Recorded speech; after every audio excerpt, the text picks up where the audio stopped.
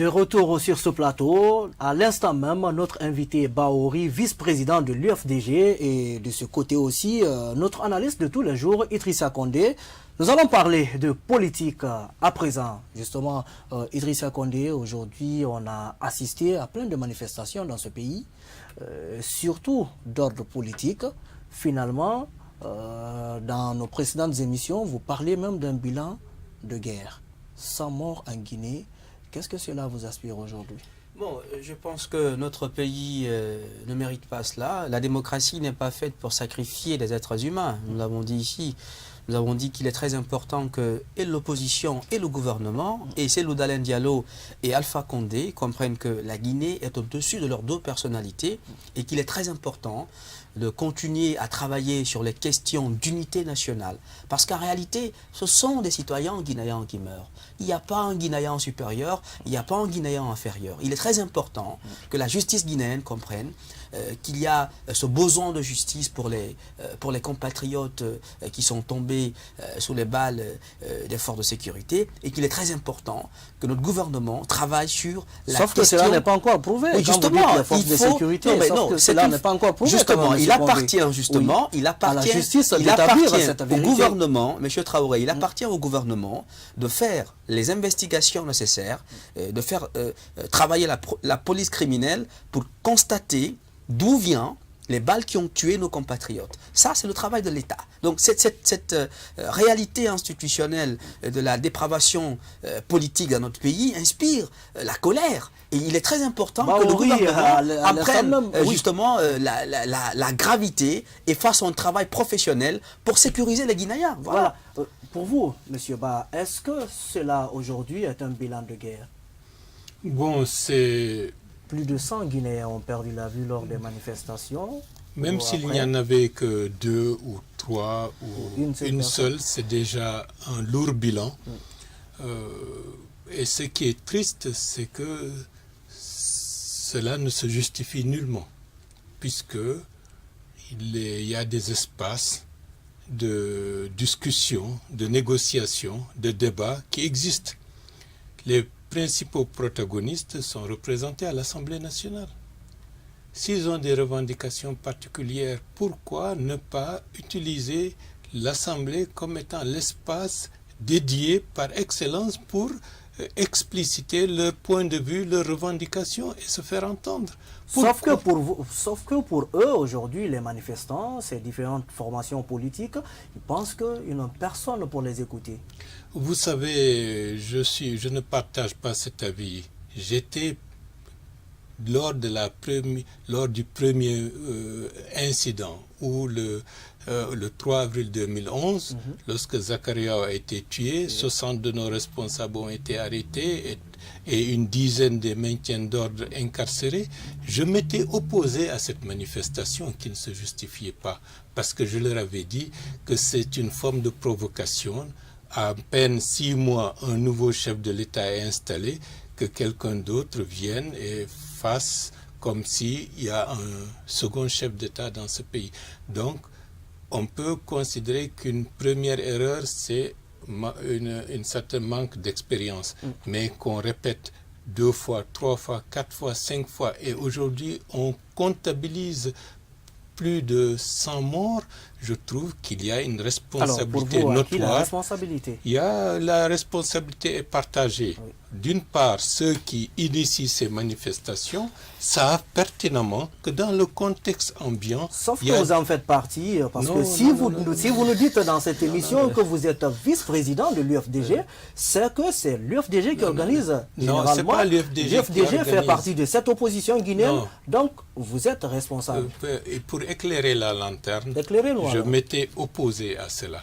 C'est l'une des raisons majeures qui a fait que, par rapport à l'actuel président de l'UFDG, nous avons une vision diamétralement opposée par rapport à la démarche politique dans le contexte actuel de notre pays. Vous le confirmez que vous restez toujours, vous demeurez toujours vice-président de l'UFDG? Bien entendu, j'en suis le fondateur.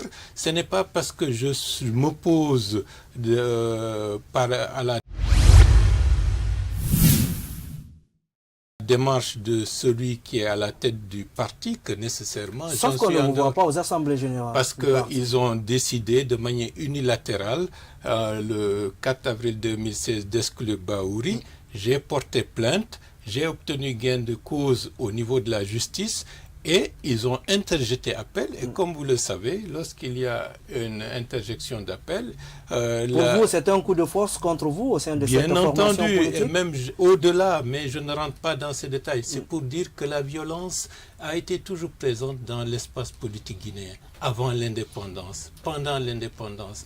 Et actuellement, cette violence, elle est instrumentalisée pour des intérêts qui n'ont rien à voir avec la question démocratique, avec les questions de revendication essentielles de la majorité de nos compatriotes. C'est de pauvres gens qui pâtissent de cela. Le respect du calendrier électoral pour vous, ce n'est pas une revendication légitime? On peut revendiquer cela sans pour autant descendre dans la rue, parce qu'on est au Parlement. Est-ce que vous êtes d'avis, justement, peut-être votre analyse sur la question, en Guinée, aujourd'hui, les manifestations, en tout cas les revendications faites par l'opposition, ne sont-elles pas légitimes? Non, vous savez, la question de la manifestation... Allez-y, Condé, ne noyez pas le poisson quand même. Je ne noie pas le poisson. La question des manifestations ne relève pas, moi, de mon analyse, ça relève d'une question de droit. Mais ne quand vous prenez l'article 10 de la Constitution de notre pays dit que les Guinéens sont libres de manifester. Ça, c'est une question qui est réglée par la Constitution. Et le code, la loi organique, la loi portant sur le code pénal également complète les autres dispositions. Ce n'est pas là le problème. Le problème, c'est comment se font ces manifestations. Est-ce qu'on fait ces manifestations pour égorger des Guinéens avec un bilan de guerre de 101 morts, ou bien on fait ces manifestations pour porter des revendications politiques. Moi, je crois que l'opposition guinéenne et le gouvernement guinéen doivent travailler sur la question de savoir pourquoi on fait les manifestations, M. Traoré, dans ce pays. Est-ce qu'on fait les manifestations pour aider la Guinée à sortir de la pauvreté, pour unir les Guinéens ou pour diviser les Guinéens et maintenir le pays dans une situation de chienlit institutionnel? Je crois que c'est là la question. Et là-dessus, mon opinion, c'est que c'est non. Actuellement, quand vous observez les manifestations en Guinée, c'est fait pour diviser les Guinéens. À chaque manifestation, les Guinéens sont divisés. À chaque manifestation en Guinée, on enfonce un peu plus le tissu social et on déchire l'unité nationale. Moi, je dis que il est très important, rapidement, je finis s'il vous plaît. Il est très important que le gouvernement et l'opposition trouvent un cadre consensuel de dialogue institutionnel, comme il l'a dit, peut-être à l'Assemblée nationale, pour débattre ces questions. En tout cas, enlever, arrêter de tuer les Guinéens pour rien du tout, absolument rien du tout. Beaucoup de crises en Guinée, beaucoup de manifestations. Aujourd'hui, pour vous, est-ce que les médias jouent leur rôle? J'avoue que c'est une question difficile, mais je pense que depuis quelque temps, depuis ces dernières semaines, il y a une prise de conscience qu'il faut saluer et que je trouve salutaire. Mais il faut aller au-delà pour permettre à l'opinion de bien comprendre qu'il n'y ait pas une pensée unique, qu'il n'y ait pas, disons, une presse instrumentalisée. La presse est le quatrième pouvoir. Elle doit avoir une opinion, mener ses propres enquêtes et les livrer à l'opinion. Alors, quel autre regard vous portez justement sur le rôle que jouent ces réseaux sociaux dans le pays? Finalement, un espace ouvert à tous.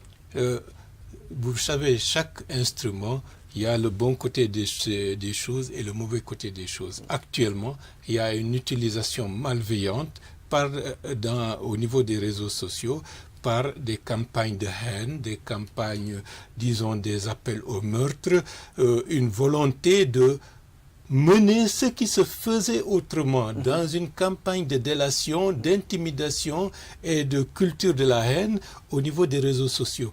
Par contre, il faut reconnaître qu'au niveau de ces réseaux sociaux, il y a aussi des jeunes gens et des jeunes femmes qui se battent pour faire émerger une culture démocratique, une culture d'apaisement, une culture d'acceptation, de tolérance. Et je crois que de plus en plus, cette culture est en train de prendre le dessus par rapport à ceux qui prônent la violence et qui deviennent de plus en plus alors, si vous aviez aujourd'hui un message pour les Guinéens, vous avez un message surtout pour vos militants de l'UFDG.